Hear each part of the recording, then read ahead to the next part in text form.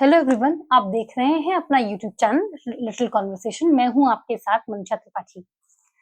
हाल में ही monetary policy committee MPC की मीटिंग में newly appointed RBI governor, Reserve Bank of India के गवर्नर संजय मल्होत्रा ने अपना फर्स्ट पॉलिसी डिसीजन दिया।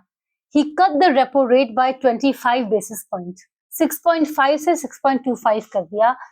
ये पॉलिसी चेंज 5 साल बाद आया है। आखिरी बार रेपो रेट मई 2020 में कम किया गया था और अब 2025 में कम किया गया है।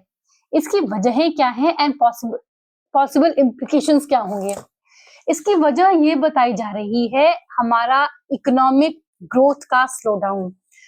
2024 में ओवरऑल इकोनॉमिक ग्रोथ 8.1 था, जो कि अब की बार 6.4 है, बहुत ही कम कंपेयर टू 8.1। एंड जिस तरह के ग्रोथ की हमें जरूरत है to become a 5 trillion economy, उस तरह की ग्रोथ ये नहीं है। We need a sustained 8% growth.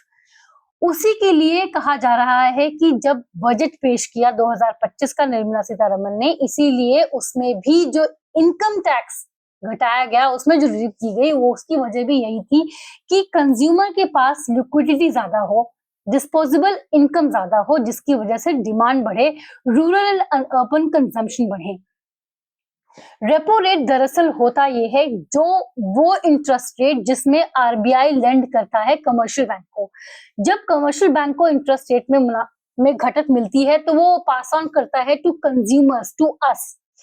जब इंटरेस्ट रेट कम होगा, so more people will be encourage to take loans for, मान लो घर, ऑटोमोबाइल्स, कंज्यूमर ड्यूरेबल्स। ऐसे में डिमांड बढ़ेगी, कंजम्पशन बढ़ेगा, सो दिस विल री इनविगोरेट द इकोनॉमी, जो इसमें काफी जरूरत है जिसके लिए।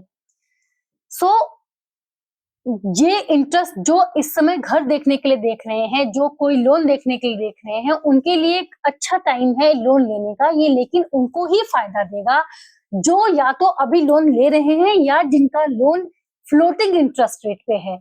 वो अपना इंटरेस्ट रेट बढ़ा सकते हैं। फिक्स रेट होता है एक रेट, जिसमें कि आपने एक बार जिस रेट पे लोन ले लिया उसी पे आपको कायम रहना पड़ेगा। दूसरा होता है फ्लोटिंग इंटरेस्ट रेट, जिसमें कि अगर गवर्नमेंट आरबीआई इंटरेस्ट रेट घटा बढ़ा रही है तो आप उसके हिसाब से अपना इंटरेस्ट रेट चेंज करवा सकते हैं। फ्लोटिंग इंटरेस्ट रेट में आपको जाना पड़ेगा अपने बैंक के पास, एंड या तो आप अपनी लोन भरने की अवधि घटा सकते हैं या अपना जो ईएमआई आप दे रहे हैं वो अमाउंट ऑफ ईएमआई कम कर सकते हैं। एक्सपर्ट्स का कहना ये है कि आपको अपनी अवधि, जो ड्यूरेशन है लोन की, वो कम करनी चाहिए। This is what the experts से। बट ऑफ कोर्स ऐसा कोई भी डिसीजन लेने से पहले आपको अपना एक फाइनेंशियल एडवाइजर से कंसल्ट कर लेना चाहिए। इकोनॉमी में फिलहाल भारत के पास एक चैलेंज इन्फ्लेशन का भी है, इसीलिए जो पॉलिसी स्टांस है वो न्यूट्रल रखा गया है। 3 तरीके के पॉलिसी स्टांस होते हैं, एक होता है हॉकिश, एक होता है अकोमोडेटिव, एक होता है न्यूट्रल। इस मीटिंग में पॉलिसी स्टांस न्यूट्रल रखा गया है, जो कि एक तरीके की फ्लेक्सिबिलिटी दर्शाता है कि हमारा जो फोकस है दोनों इकोनॉमिक ग्रोथ पे भी है और इन्फ्लेशन पे भी है।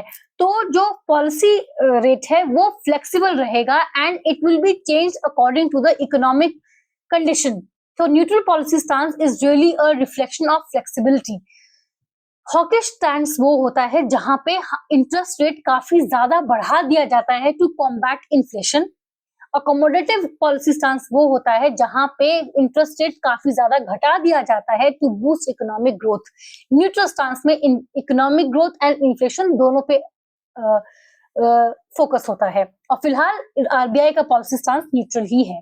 आज के लिए इतना ही, मुझे दीजिए इजाजत। ऐसे टॉपिक्स पर चर्चा के लिए बने रहे मेरे चैनल लिटिल कॉन्वर्सेशन के साथ। इस वीडियो को लाइक करें, शेयर करें, इस वीडियो पे अपनी राय जरूर दें, मेरे चैनल को प्लीज सब्सक्राइब करें। सी यू नेक्स्ट टाइम।